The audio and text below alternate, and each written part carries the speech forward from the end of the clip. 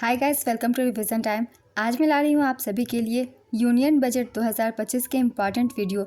इस वीडियो में आपको बजट 2025-26 के सारे इम्पॉर्टेंट पॉइंट्स मिलेंगे और मिलेंगे आर्थिक सर्वेक्षण के भी रिपोर्ट, जो कि एग्ज़ाम के लिए बहुत ही इंपॉर्टेंट पॉइंट्स है। क्योंकि पिछली बार मैंने जो बजट की वीडियो डाली थी उससे आपके रेलवे के एग्ज़ाम में बहुत सारे क्वेश्चन पूछे गए थे। वो सारे पॉइंट्स मैंने बजट की वीडियो में डाली हुई थी। तो इस वीडियो में भी बहुत ही इंपॉर्टेंट पॉइंट है। अगर बजट से क्वेश्चन पूछे जाते हैं आपके एग्जाम्स में, आपके एक भी क्वेश्चन मिस नहीं होंगे। तो चलिए स्टार्ट करते हैं आज की ये वीडियो। मगर वीडियो को स्टार्ट करने से पहले अगर आप चैनल पर पहली बार आएँ तो चैनल को ज़रूर सब्सक्राइब कर लें और साथ ही इस वीडियो को लाइक भी ज़रूर कर दें। तो चलिए स्टार्ट करते हैं आज के इम्पॉर्टेंट वीडियो। वित्त मंत्री निर्मला सीतारमण ने इतिहास रचते हुए केंद्रीय बजट 2025-26 1 फरवरी 2025 को संसद में पेश कर दिया है। यह लगातार 8वीं बार है जब वित्त मंत्री निर्मला सीतारमण ने बजट पेश किया है। उन्होंने मधुबनी पेंटिंग वाली साड़ी पहनी। यह साड़ी उन्हें पद्मश्री दुलारी देवी ने 2 महीने पहले गिफ्ट की थी और कहा था बजट के दिन पहनना। न्यूज़ में ये सारे पॉइंट्स काफ़ी हाईलाइट्स थे, इसलिए इन्हें भी याद रखेंगे। हर एक पॉइंट बहुत ही इंपॉर्टेंट है। केंद्रीय वित्त मंत्री निर्मला सीतारमण ने संसद में देश का आम बजट पेश करते हुए कहा है कि इस बार का बजट ज्ञान पर केंद्रित है। ज्ञान का अर्थ है गरीबी, युवा, अन्नदाता, नारी शक्ति। इस बजट में प्रस्तावित विकास उपाय 10 व्यापक क्षेत्रों में है, जिनमें गरीबों, युवाओं, किसानों और महिलाओं पर ध्यान केंद्रित किया गया है। ज्ञान पर केंद्रित 10 सेक्टर हैं। इन सभी सेक्टर को भी एक बार देख लेते हैं। पहला है कृषि का विकास और उत्पादकता को गति देना। दूसरा, ग्रामीण संपन्नता और अनुकूलन निर्माण। तीसरा, समावेशी प्रगति के पथ पर सबको साथ लेकर चलना। भारत में विनिर्माण बढ़ाना और मेक इन इंडिया को और आगे ले जाना है। एमएसएमई को सहायता देना, रोजगार के लिए विकास को समर्थ बनाना, जनता, अर्थव्यवस्था और इनोवेशन में निवेश करना, ऊर्जा आपूर्तियाँ सुनिश्चित करना, निर्यात को बढ़ावा देना, इनोवेशन को पोषित करना। ये 10 सेक्टर्स हैं। चलिए और आगे भी जानते हैं। वित्तीय वर्ष 2025-26 में बजट अनुमान 50,65,345 करोड़ रुपए है, जिसमें कुल पूंजीगत व्यय 11,21,090 करोड़ रुपए है। इसमें राज्यों को 25,01,284 करोड़ रुपए मिलेंगे। सरकार ने बताया है कि बजट में कुल राजस्व की प्राप्ति 34,20,409 करोड़ रुपए है। वही पूंजीगत प्राप्तियां हैं 16,44,936 करोड़ रुपए। तो इस साल की जो बजट है उसकी कुल राशि है 50,65,345 करोड़ रुपए। इस राशि को आप सब याद रखिएगा, इनसे भी क्वेश्चन पूछे जाते हैं। केंद्र सरकार के विकसित भारत @2047 और आत्मनिर्भर सशस्त्र बलों के विजन को साकार करने के लिए भारत सरकार ने वित्त वर्ष 2025-26 के लिए रक्षा मंत्रालय को 6,81,210.27 करोड़ रुपए का बजट आवंटित किया है। तो चलिए अब देखते हैं सभी मंत्रालय को की गई आवंटित राशि। इसके तहत आपको पता चलेगा किस मंत्रालय को कितनी राशि आवंटित की गई है। केंद्रीय स्वास्थ्य मंत्रालय को 2025-26 के बजट में 99,858.56 करोड़ रुपए आवंटित किए गए हैं। केंद्रीय बजट 2025-26 में शिक्षा मंत्रालय को 1.28 लाख करोड़ रुपए से अधिक आवंटित किया गया है। बजट 2025 में कृषि और किसान कल्याण मंत्रालय को 1.38 लाख करोड़ रुपए आवंटित किए गए हैं। ग्रामीण विकास मंत्रालय को इस बार के बजट में 1.90 लाख करोड़ रुपए आवंटित हुआ है। रसायन और उर्वरक मंत्रालय के लिए करीब 1.62 लाख करोड़ रुपए आवंटित किए गए हैं। इस बार के बजट से ministry of consumer affair, food and public distribution को करीब 2.16 लाख करोड़ रुपए मिले हैं। रेल मंत्रालय को 2.55 लाख करोड़ रुपए मिले हैं।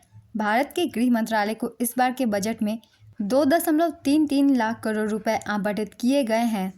देश के सड़क परिवहन और राजमार्ग मंत्रालय को वित्त मंत्री के द्वारा 2.87 लाख करोड़ रुपए का आवंटन किया गया है।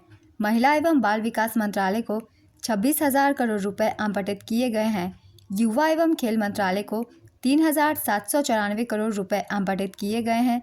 आयुष मंत्रालय के लिए 2025-26 के लिए 3,992.90 करोड़ रुपए आवंटित किया गया है। तो ये सभी विभागों को आवंटित की गई राशि थी। 2025-26 के बजट में सबसे ज़्यादा राशि रक्षा मंत्रालय को आवंटित की गई है। इस पॉइंट को आप सब याद रखिएगा। रक्षा मंत्रालय को 6.81 लाख करोड़ रुपए आवंटित की गई है। चलिए अब और भी पॉइंट्स को देखते हैं जो कि बहुत ही इंपॉर्टेंट है। बजट 2025-26 में यह घोषणा की गई है कि अब 12 लाख की सालाना कमाई पर कोई भी टैक्स देने की आवश्यकता नहीं है। आयकर अधिनियम की धारा 87A के तहत छूट सीमा में वृद्धि की घोषणा की गई है। छूट की सीमा 7 लाख से बढ़ाकर 12 लाख रुपए कर दी गई है। यह बदलाव न्यू टैक्स व्यवस्था के तहत किया गया है। स्टैंडर्ड डिडक्शन को 75,000 रुपये ही रखा गया है। तो चलिए एक बार हम रिवीजन कर लेते हैं सारे टैक्स स्लैब की कौन से बदलाव हुए हैं। बजट घोषणा के बाद नई प्रस्तावित कर व्यवस्था इस प्रकार से है। 0 से 4 लाख तक की इनकम पर कोई टैक्स नहीं लगेगी। 4 लाख से 8 लाख तक 5% की टैक्स लगेगी। 8 लाख से 12 लाख तक 10% टैक्स लगेगी। 12 लाख से 16 लाख तक 15%। 16 लाख से 20 लाख तक 20%। 20 लाख से 24 लाख तक 25%। 24 लाख से ऊपर वालों के लिए 30%। तो ये सारे टैक्स स्लैब थे। चलिए देखते हैं और भी कुछ इंपॉर्टेंट पॉइंट्स बजट से रिलेटेड। वित्त मंत्री निर्मला सीतारमण ने बजट 2025-26 में प्रधानमंत्री धन धान्य कृषि योजना शुरू करने की घोषणा की है। 1.7 करोड़ किसानों को इस योजना के जरिए मदद मिलेगी। इस योजना को राज्यों के साथ मिलकर चलाया जाएगा। इस योजना के अंतर्गत 100 जिलों को कवर किया जाएगा और ये ऐसे जिले होंगे जहां उत्पादन कम होता है। बजट 2025 की कुछ खास बातें हैं। किसान क्रेडिट कार्ड की सीमा 3 लाख से बढ़ाकर 5 लाख रुपए कर दी गई है। तो ये सारे पॉइंट्स आप सब याद रखिएगा अच्छे से, किस राशि को कितनी बढ़ाकर कर दी गई है। 2014 के बाद स्थापित 5 IITs में नया बुनियादी ढांचा IIT पटना का विस्तार होगा। अगले वर्ष मेडिकल कॉलेज में 10,000 सीटें, 5 वर्षों में 75,000 सीटें बढ़ेंगी। कृत्रिम बुद्धिमत्ता AI में उत्कृष्टता केंद्र के लिए 500 करोड़ रुपए आवंटित किए गए हैं। गिग वर्कर्स के लिए सामाजिक कल्याण योजना की शुरुआत की गई है। जल जीवन मिशन की अवधि 2028 तक बढ़ाई गई है। 1 लाख करोड़ रुपए का अर्बन चैलेंज फंड स्थापित किया जाएगा। बिहार में पटना हवाई अड्डे के अलावा नए ग्रीनफील्ड हवाई अड्डों की सुविधा होगी। निजी क्षेत्र के अनुसंधान एवं विकास के लिए 20,000 करोड़ रुपए का प्रावधान किया गया है। 50 प्रमुख पर्यटन स्थलों का विकास, विशेष रूप से बुद्ध से जुड़े स्थलों पर ध्यान केंद्रित किया गया है। हील इन इंडिया पहल को बढ़ावा दिया गया है। बीमा क्षेत्र के लिए FDI सीमा 74% से बढ़ाकर 100% करने की घोषणा की गई है। इस पॉइंट को भी याद रखिएगा। नया और सरल KYC रजिस्ट्रेशन शुरू किया जाएगा। सीमा शुल्क में सुधार और दरों को तार्किक बनाया जाएगा। 36 जीवन रक्षक दवाओं पर सीमा शुल्क में छूट, 6 दवाओं पर 5% शुल्क लगाया जाएगा। कोबाल्ट उत्पाद, LED zinc, lithium ion battery scrap और 12 महत्वपूर्ण खनिजों को भी बुनियादी शुल्क से छूट दी जाएगी। फुटवियर और लेदर के क्षेत्रों के लिए फोकस प्रोडक्ट स्कीम शुरू की जाएगी। अनुसूचित जाति और जनजाति वर्ग की 5 लाख महिलाओं के लिए एक नई स्कीम। इस स्कीम के तहत पहली बार उद्यमी बन रही इस समाज की महिलाओं को अगले 5 साल के अंतराल में 2 करोड़ रुपए का टर्म लोन मुहैया कराया जाएगा। बिहार में मखाना बोर्ड की स्थापना की जाएगी। भारतीय डाक को 1.5 लाख ग्रामीण डाकघरों के साथ एक बड़े सार्वजनिक लॉजिस्टिक संगठन में बदल दिया जाएगा। 50,000 अटल टिंकरिंग लैब स्थापित किए जाएंगे। बिहार समेत देश भर में जिला अस्पतालों में अगले 3 वर्षों में 200 डे केयर कैंसर सेंटर खोले जाएंगे। असम के नामरूप में 12.7 लाख मीट्रिक टन वार्षिक उत्पादन क्षमता वाला यूरिया संयंत्र स्थापित किया जाएगा। 7.7 करोड़ किसानों, मछुआरों और डेयरी किसानों को अल्पकालिक ऋण प्रदान किया जाएगा। ये कुछ प्रमुख घोषणाएं भी थी जो कि बजट में पेश की गई है।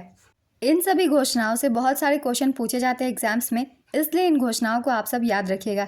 चलिए अब एक बार रिवीजन कर लेते हैं आर्थिक सर्वेक्षण रिपोर्ट की, जो कि 2024-25 की है। आर्थिक सर्वेक्षण रिपोर्ट 2024-25। आर्थिक सर्वेक्षण रिपोर्ट V अनंता नागेश्वरन के द्वारा पेश किया गया। ये मुख्य आर्थिक सलाहकार हैं। 2025-26 में इकोनॉमी 6.3% से 6.8% की रफ्तार से बढ़ने का अनुमान है। वित्त वर्ष 2024-25 में रिटेल महंगाई 5.4% थी, जो अप्रैल दिसंबर 2024 में 4.9% हो गई। खराब मौसम, कम उपज के चलते सप्लाई चेन में बाधा आने से खाने पीने की महंगाई बढ़ी। वित्त वर्ष 2025-26 की पहली छमाही में अच्छे रबी उत्पादन से खाने पीने की चीज़ों की कीमतें नियंत्रण में रह सकती है। वित्त वर्ष 2024-25 की चौथी तिमाही में महंगाई में कमी की उम्मीद है। लेबर मार्केट के हालात 7 सालों से बेहतर हुए हैं। वित्तीय वर्ष 2024 में बेरोजगारी दर गिरकर 3.2% पर आई। ईपीएफओ में नेट पेरोल पिछले 6 सालों में दोगुना हुआ, जो संगठित क्षेत्र में रोजगार का अच्छा संकेत है। एआई के चलते होने वाले बदलाव के विपरीत प्रभावों को कम करने की ज़रूरत है। भारत को विदेशी निवेश आकर्षित करने के लिए हर संभव कोशिश करना चाहिए। इंफ्रास्ट्रक्चर के विकास में प्राइवेट पार्टिसिपेशन बढ़ाने की ज़रूरत है। तो आज की ये वीडियो कंप्लीट होती है। बजट से और इकोनॉमिक सर्वे से सारे इंपॉर्टेंट पॉइंट्स से जो भी बदलाव किए गए हैं वो भी मैंने लिख दिए हैं। टैक्स में जो कुछ भी चेंज हुआ है वो भी मैंने लिख दिया है। तो ये सारे पॉइंट्स बहुत ही इंपॉर्टेंट है, आप सभी को आगे आने वाले एग्जाम्स में काफ़ी हेल्प करेंगे। तो चलिए फिर मिलते हैं अगली वीडियो के साथ। अगर आप सभी को ये वीडियो हेल्पफुल लगे तो वीडियो को लाइक ज़रूर कर दीजिएगा और साथ ही चैनल भी ज़रूर सब्सक्राइब कर लीजिए। इस तरीके की इन्फॉर्मेटिव वीडियो वो भी बहुत कम समय की आगे भी आपको मिलते रहेंगे। फिर मिलते हैं अगले वीडियो के साथ। आप सभी को थैंक यू।